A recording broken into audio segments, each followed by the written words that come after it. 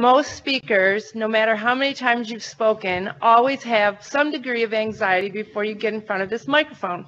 So this morning I sat down in my chair, presentation's all done, I've reviewed it, sat down in my chair, grabbed my cup of coffee with the cover on it with the tiny little hole, and the coffee proceeds to pour all down the front of me.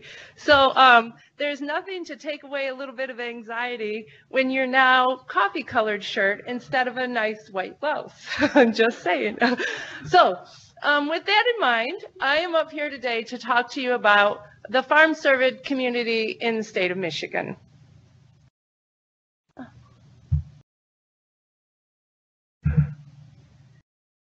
How do I advance it? Here. Got it. All right. So first I'm going to start with just an overview of programs in Michigan. And all of the photographs in this presentation are deer behind fences in Michigan.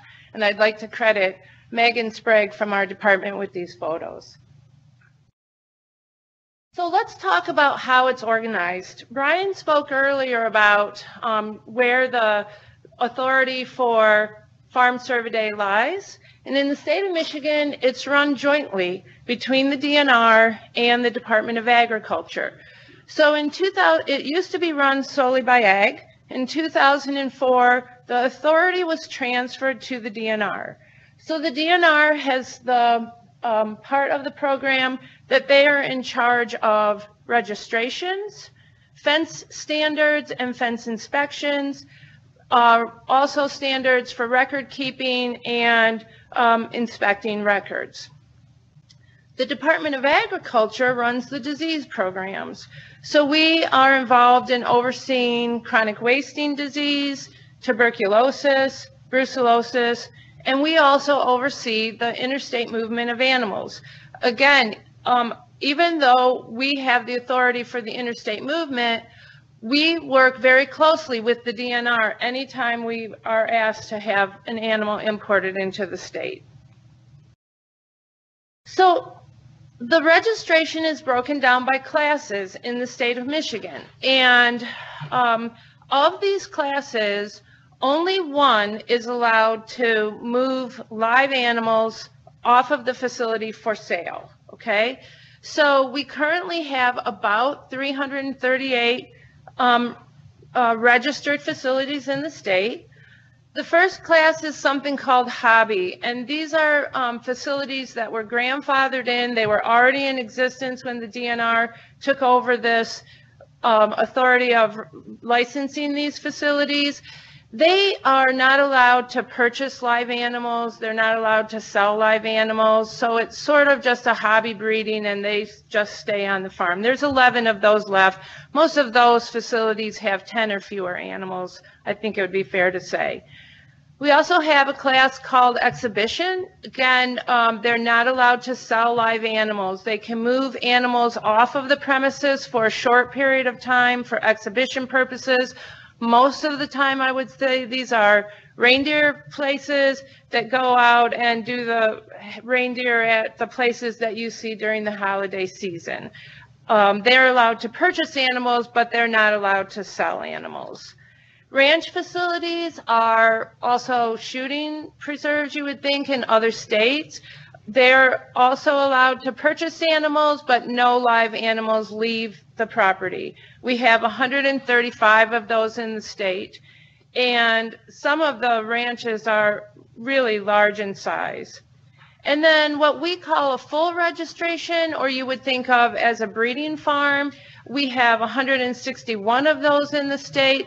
These are facilities that are allowed to buy and sell live animals.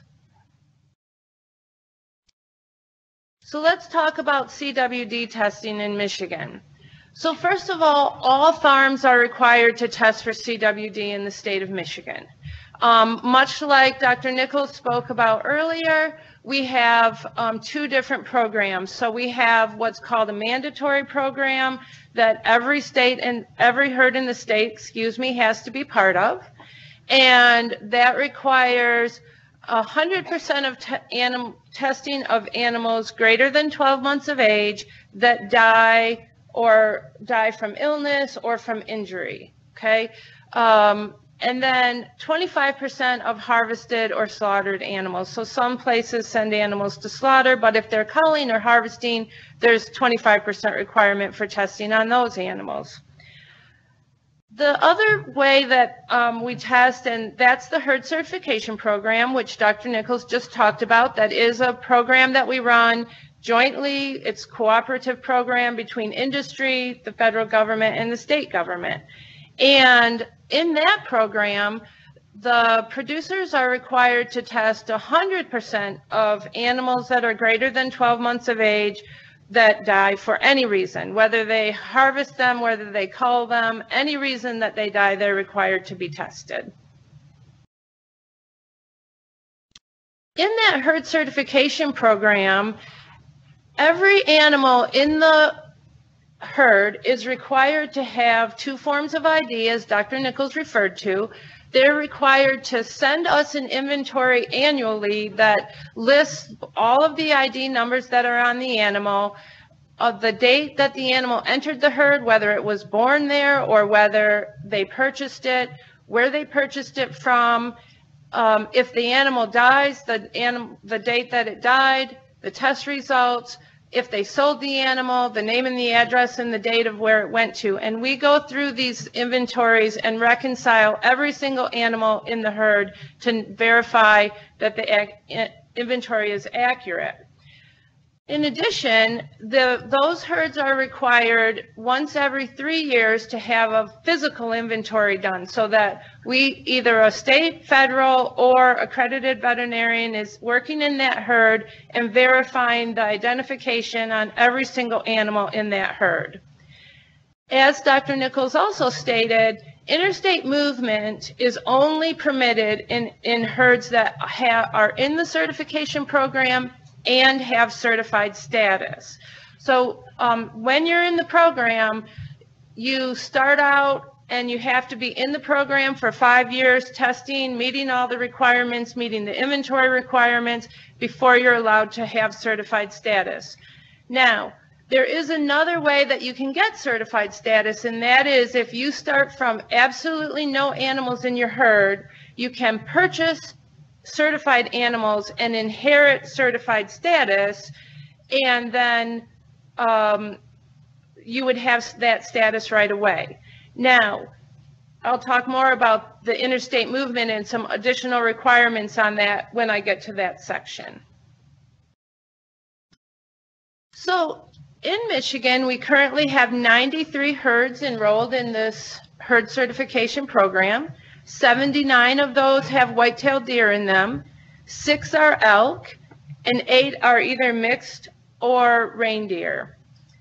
Of the 93 herds that we have enrolled, 84 of them, or 90%, have certified status, and there's about 6,900 cervids that are enrolled in this program.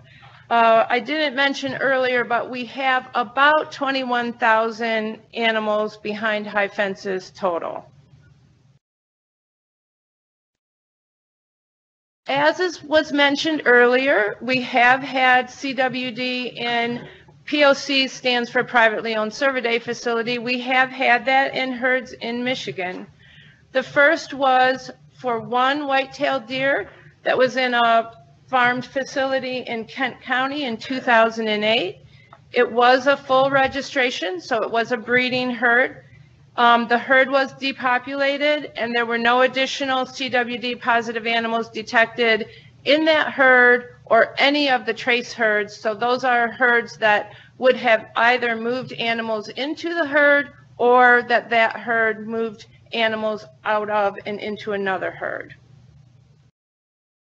As many people in the room know, we also had CWD detected in a private facility in Mecosta County early in 2017. That was a ranch registration. Again, that herd was depopulated and there were no additional CWD animals detected. Every single animal was tested that was when they were depopulated, and there were, again, no traces with positive animals. It was a ranch, so there was actually very little movement, no live movement out. So let's talk about the ability to move farm cervids between states. Those rules are generated at the state level. Every state is a little bit different. We have pretty strict requirements to bring animals in. There was a ban placed in the early 2000s, but since 2011, we have been allowing animals to move in on a permit basis. As we've already stated, they must come from certified herds.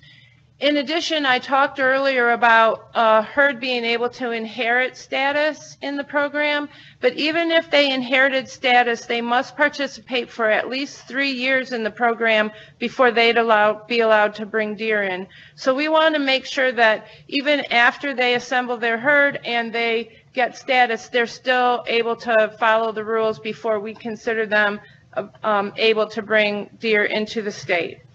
We do not allow the importation of deer onto shooting facilities, only into full registrations or breeding operations. Since 2011, we have allowed 96 animals to come in.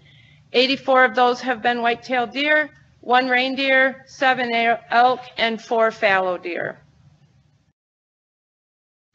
Some of the regulations that we have is that in the exporting state, we require that the facility that's selling the animal must be 25 miles from a positive farm cervid in the last 5 years, must be 75 miles away from a positive free-ranging animal, and if they have a single fence, and 50 miles in the last 10 years for a double fence. And the DNR and Ag worked together to come up with these recommendations. We also used industry input on that. We also don't allow imports from states that we consider to be CWD endemic, and right now those are Wisconsin, Colorado, and Wyoming. And we have had requests for importation that have been denied because they didn't meet these criteria. After the animal comes into the state, it has to remain in the certified herd for 3 years. It's not allowed to go to a shooting preserve for 5 years. Movement permits are required when somebody wants to move an imported animal from one farm to another, and we require testing of that animal at any point that it dies during its lifetime, even if it moves into a ranch after 5 years. So we still require that all imported animals get tested upon death. And that's all I have. So if you see me in the hallway with a coffee-stained shirt, coffee-stained badge, just smile.